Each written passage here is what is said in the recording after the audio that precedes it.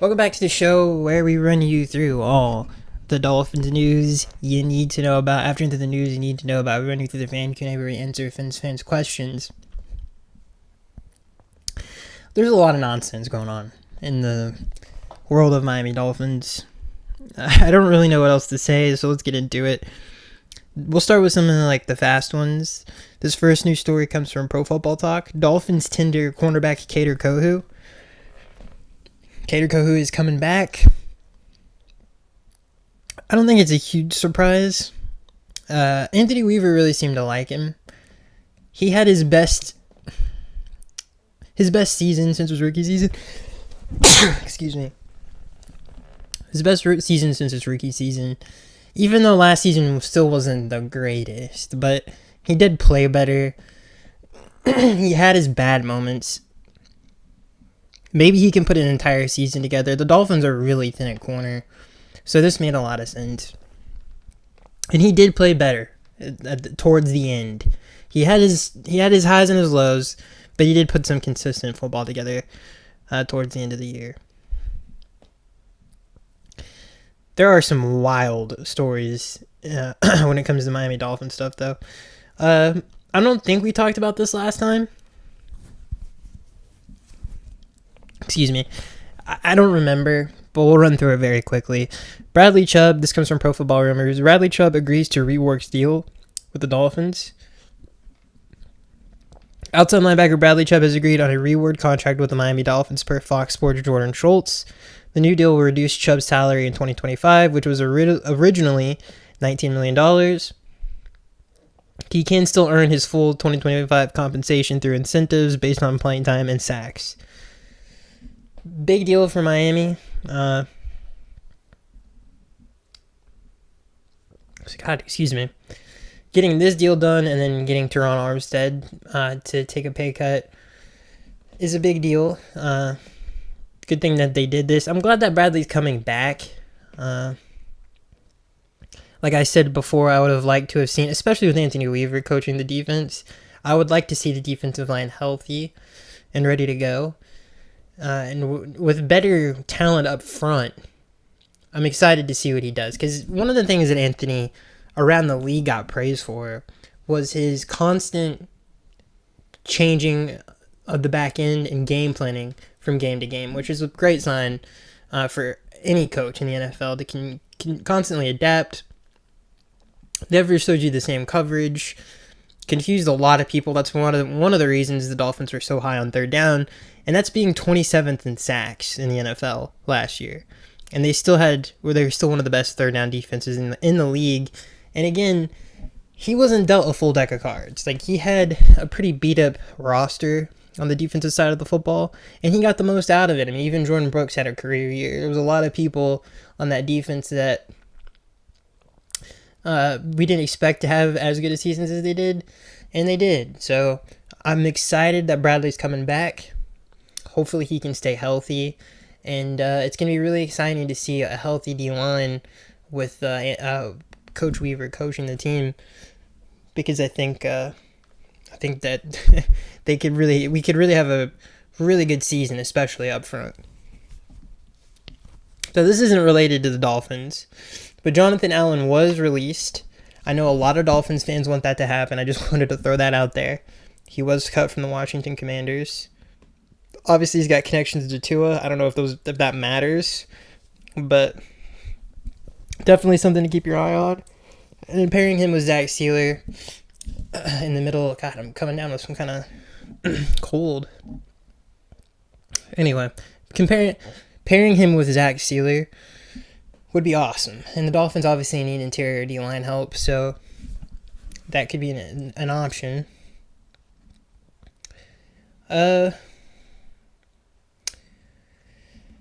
So Javon Holland is who we're going to talk about next, I believe. There's so much to talk about. Okay, so let's start with Javon Holland. This comes from Pro Football Rumors. Javon Holland has been tied to the Carolina Panthers and the Tennessee Titans, with the Dolphins not giving up hope, which is interesting that this is reported.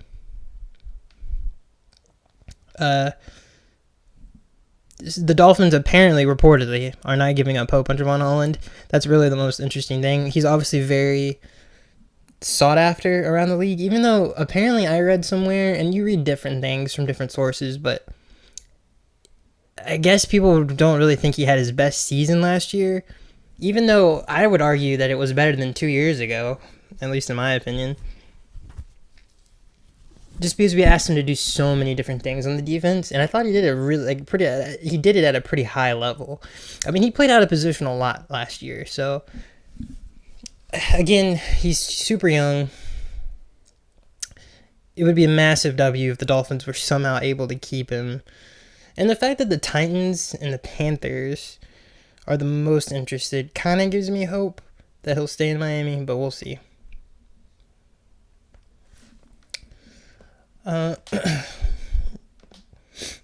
This next news story is crazy. I guess we'll start with this one, because there's another one after this that is equally as crazy as the other one. So let me get the exact quote here. Okay, so this was reported according to Tony Pauline, a sports. The Dolphins, sorry, this thing glitched.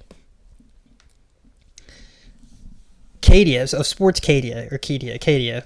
The Dolphins' approach to the NFL draft may not be what Dolphins fans hope for. At the NFL Combine, insiders get a more realistic feel about where teams are heading, and Tony believes that he has a grasp on the Miami Dolphins' plans. According to him, Miami likely won't target an offensive lineman with its top pick. The team will target interior offensive linemen, though it won't happen until day 2 and day 3. This is what he reported from the Combine. I hope this is not true, that he's reporting that the Dolphins won't draft a lineman in the first round. I think it's just ridiculous. By the way, I don't know why they would just tell somebody that. I mean, a report. I mean, he says according to him, he has a good grasp on what they're gonna do. I mean, okay. I hope that's not true. Let's just put it that way. Now, they do pick relatively high, and I think it just depends on where the board falls. Like, if somebody like a Campbell from LSU falls to 13, then I could totally see them. But I think it really, really is going to depend on how the board falls. I don't think they're straight out, we're not going to pick an offensive lineman. That doesn't really make a whole lot of sense. It's just flat out dumb.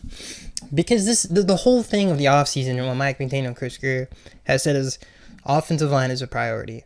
Well, so far in free agency, we haven't really seen that happen yet. And you accompany that with this report that they're not going to address it until day 2 and day 3. Just doesn't make a whole lot of sense. So I hope Tony Pauline is not right.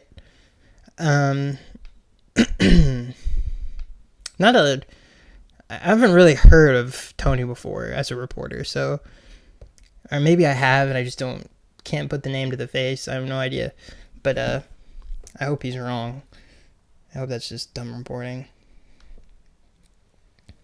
So this next news story is equally as interesting and unbelievable as some of the other stuff.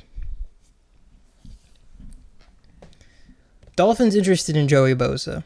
This comes from Pro Football Rumors, and this is widely being reported everywhere.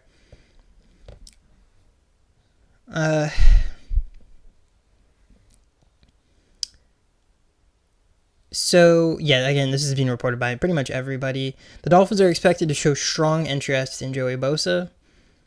He's 29 years old. I would say most Dolphins fans know his dad was drafted by Miami. Obviously, his career didn't turn out to be what he wanted. So there's some connections there. It's interesting that the Dolphins would even target him. Why is a great... And, the arguments against this are strong. Number one, they're getting their D-line back this year. He's 29 years old, which actually, when I looked up his age, was surprised. I thought he was older than that. But the number one thing is, the two things going against this, in my opinion, he's not a position of need. And even in the article, it brings up that the Dolphins finished 27th in sacks. That's because, first of all, the circumstances were what they were.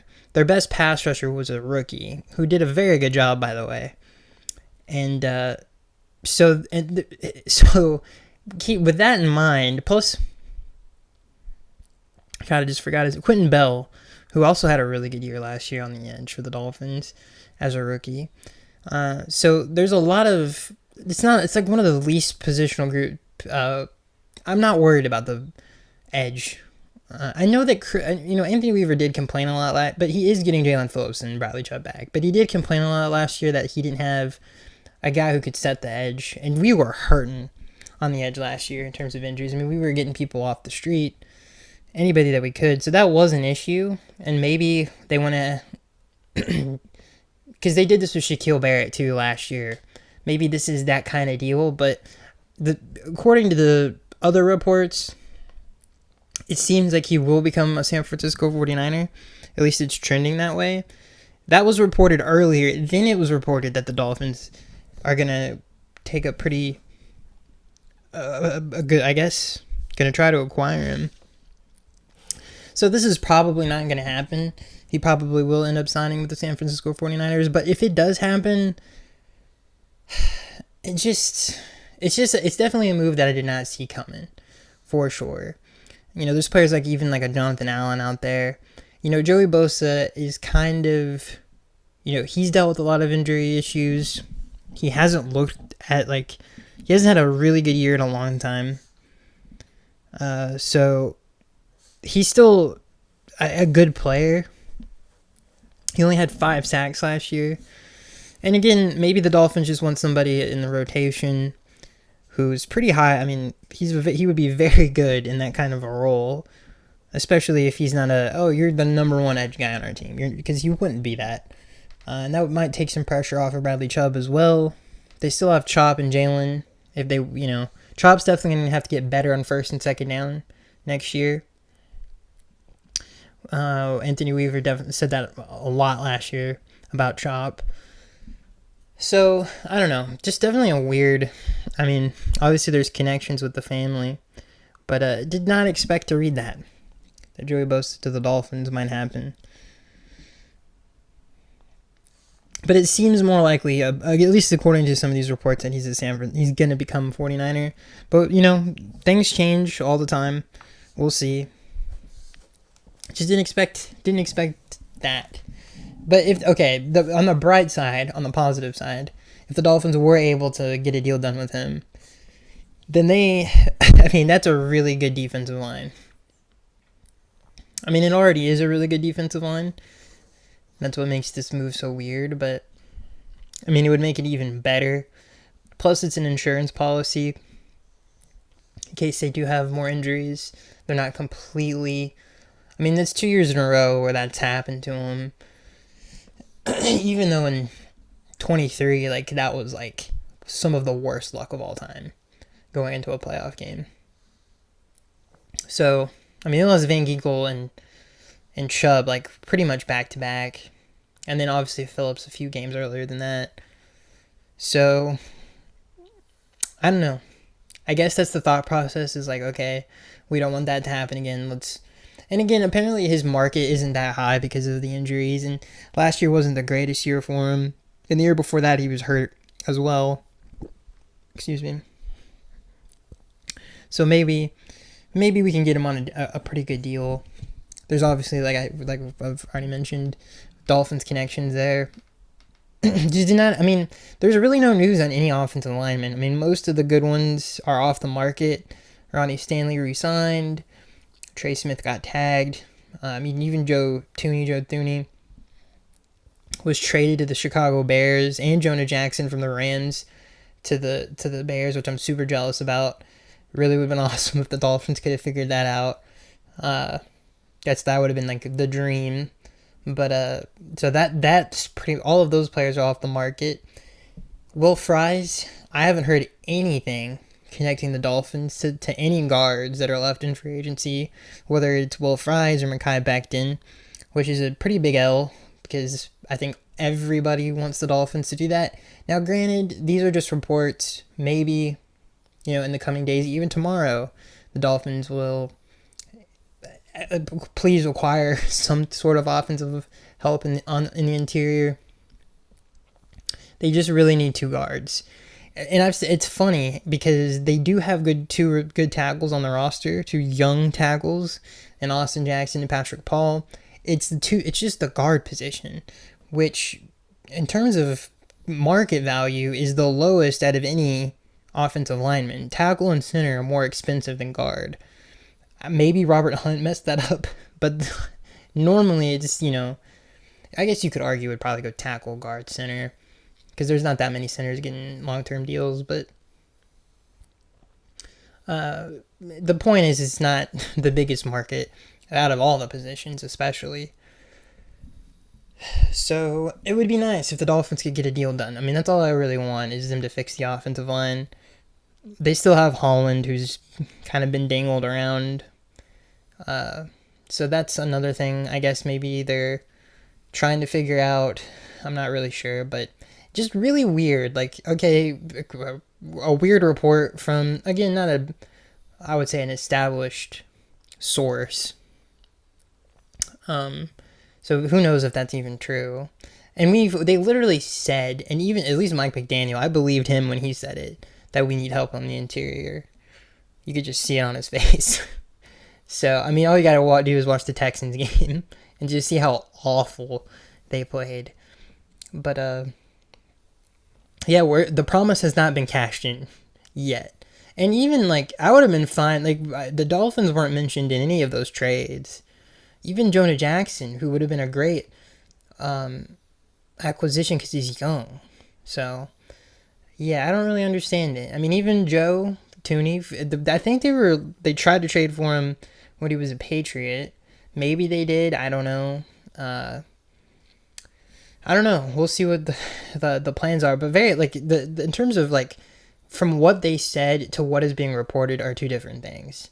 The last thing I want to read is that Joey Bosa is the first guy that the Dolphins have shown strong interest in. That doesn't make any sense to me.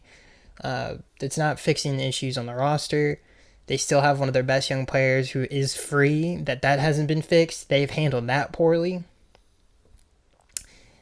So, yeah, it's not great. I mean, I don't want to hear those things. The Dolphins probably aren't going to do anything in the first round of the draft, and they haven't done anything on the interior offensive line in free agency so far. And they haven't even been rumored that they've been connected to anybody.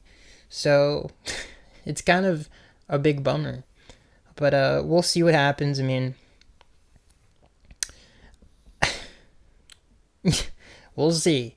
Did not expect to read Joey Bosa, that's for sure. But anyway, I hope you guys enjoyed.